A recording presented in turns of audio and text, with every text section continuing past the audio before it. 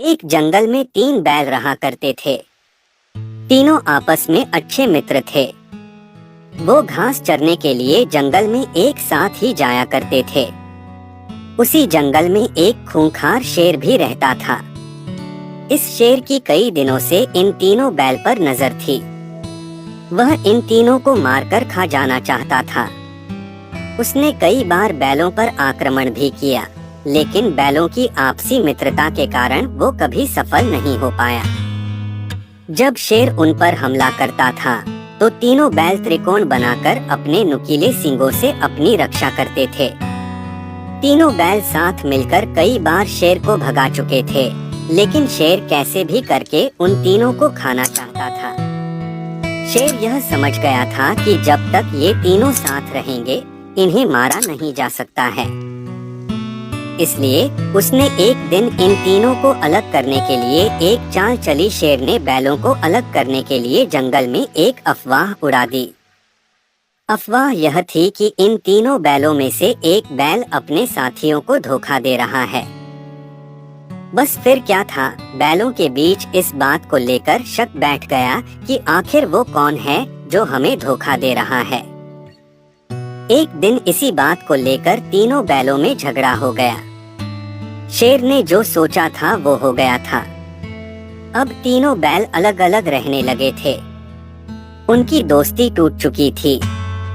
अब वो अलग अलग होकर जंगल में चरने जाने लगे थे। बस शेर को इसी मौके का इंतजार था। शेर ने एक दिन उन तीनों बैलों में से एक पर हमला बोल दिया। अकेले पड़ जाने की वजह से वह बैल शेर का मुकाबला नहीं कर पाया और शेर ने उसे मार डाला। कुछ दिनों के बाद शेर ने दूसरे बैल पर भी हमला कर दिया और उसे मारकर खा गया। अब सिर्फ एक बैल बचा था। वह समझ गया था कि शेर अब उसको भी मार डालेगा। उसके पास बचने की कोई उम्मीद नहीं थी। वह अकेले शेर का मुकाबला नहीं कर सकता था। एक दिन जब वह जंगल में घास चरने गया था, तो शेर ने उसे भी अपना शिकार बना लिया। शेर की चाल पूरी तरह कामयाब हुई और उसने तीनों बैलों की दोस्ती तोड़कर उन्हें अपना शिकार बना लिया था। कहानी से सीख, एकता में बड़ी ताकत होती है। हमें हमेशा आपस में मिलकर रहना चाहिए और दूसरों की बातों में नहीं आना चाहिए।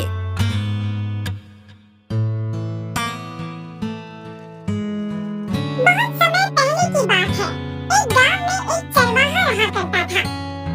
उसके पास कई सारी भेड़ थी, जिन्हें चराने वह पास के जंगल में जाया करता था। हर रोज सुबह वह भेड़ों को जंगल ले जाता और शाम तक वापस घर लौट आता। पूरा दिन भेड़ घास चरती और चरवाहा बैठा बैठा उठता रहता। इस वजह से वह हर रोज खुद का मनोरंजन करने के नए नए तरीके ढूंढता रहता था। एक दिन उसे एक नई शरारत सूझी। उसने सोचा, क्यों न इस बार मनोरंजन गांव वालों के साथ किया जाए। यही सोचकर उसने जोर जोर से चिल्लाना शुरू कर दिया, बचाओ बचाओ, भेड़िया आया। भेड़िया आया। उसकी आवाज सुनकर गांव वाले लाठी और डंडे लेकर दौड़ते हुए उसकी मदद करने आए।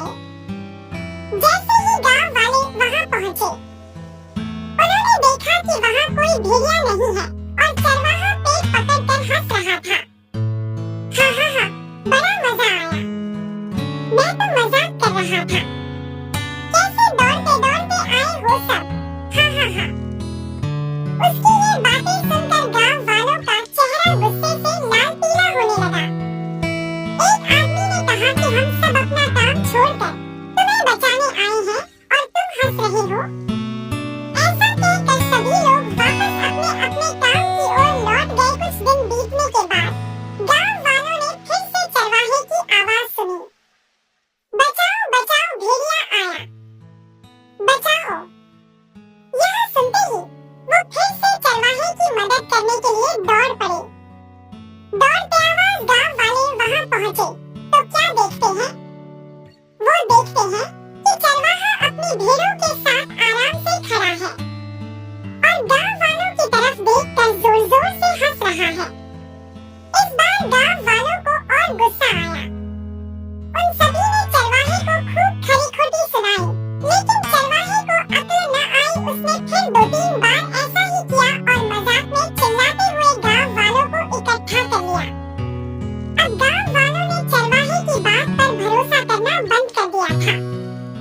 एक दिन गांव वाले अपने खेतों में काम कर रहे थे और उन्हें फिर से चरवाहे के चिल्लाने की आवाज आई।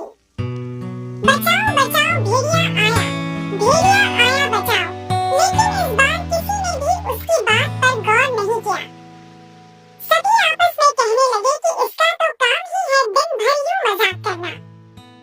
चरवाहा लगातार चिल्ला रहा था, अरे कोई तो आओ, मेरी मदद करो, इस भेड़िए को भगाओ।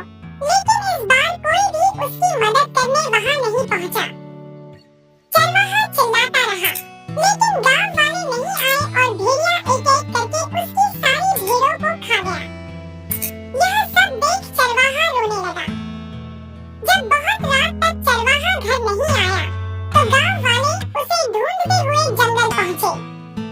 वहां पहुंचकर उन्होंने देखा कि चरवाहा पेड़ पर बैठा हो रहा था। गांव वालों ने किसी तरह चरवाहे को पेड़ से उतारा। उस दिन चरवाहे की जान तो बच गई, लेकिन उसकी प्यारी भेड़ें भेड़िए का शिकार बन चुकी थी। चरवाहे को अपनी गलती का एहसास हो गया था और उसने गांव वालों से माफी मांगी। चरवाहा बोला, मुझे माफ कर दो भाइयों, मैंने झूठ बोलकर बहुत बड़ी गलती कर दी, मुझे ऐसा नहीं करना चाहिए था। इस कहानी से यह सीख मिलती है कि कभी झूठ नहीं बोलना चाहिए। झूठ बोलना बहुत बुरी बात होती है।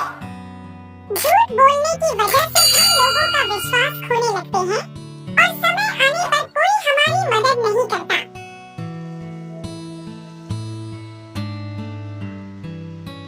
एक बार की बात है, किसी नगर में हरिदत्त नाम का ब्राह्मण रहता था। उसके पास खेत थे, लेकिन उनमें ज्यादा पैदावार नहीं होती थी। एक दिन हरिदत्त अपने खेत में एक पेड़ के नीचे सोया हुआ था। जैसे ही हरिदत्त की आंख खुली, उसने देखा कि एक सांप अपना फन फैलाए बैठा हुआ है। ब्राह्मण को एहसास हुआ कि यह कोई साधारण सांप नहीं है, बल्कि कोई देवता है। ब्राह्मण ने निर्णय लिया कि वह आज से इस देवता की पूजा करेगा। हरिदत्त उठा और कहीं से जाकर दूध ले आया। उसने मिट्टी के बर्तन में सांप को दूध पिलाया।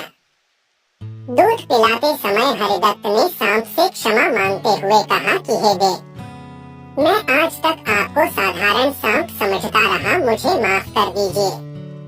अपनी कृपा दृष्टि से मुझे बहुत सारा धन धान्य प्रदान करें प्रभु। ऐसा कहकर हरिदत्त अपने घर वापस आ गया। अगले दिन जब वह अपने खेत पहुंचा, तो उसने देखा कि जिस बर्तन में उसने कल सांप को दूध पिलाया था, उसमें एक सोने का सिक्का पड़ा हुआ है। हरिदत्त ने वो सिक्का उठा लिया। अब हरिदत्त रोज सांप की पूजा करने लगा और सांप रोज उसे एक सोने का सिक्का देने लगा। कुछ दिन बाद हरिदत्त को दूर किसी देश जाना पड़ा, तो उसने अपने बेटे से कहा कि तुम खेत में जाकर सांप देवता को दूध पिला आना। अपने पिता की आज्ञा से हरिदत्त का बेटा खेत में गया और सांप के बर्तन में दूध रखाया। अगली सुबह जब वह सांप को दूध पिलाने गया, तो उसने देखा कि वहाँ सोने का सिक्का रखा हुआ है। हरिदत्त के बेटे ने वो सोने का सिक्का उठा लिया और मन ही मन सोचने लगा कि जरूर इस सांप के बिल में सोने का भंडार है। उसने सांप के बिल को खोदने का फैसला किया, लेकिन उसे सांप का बहुत डर था।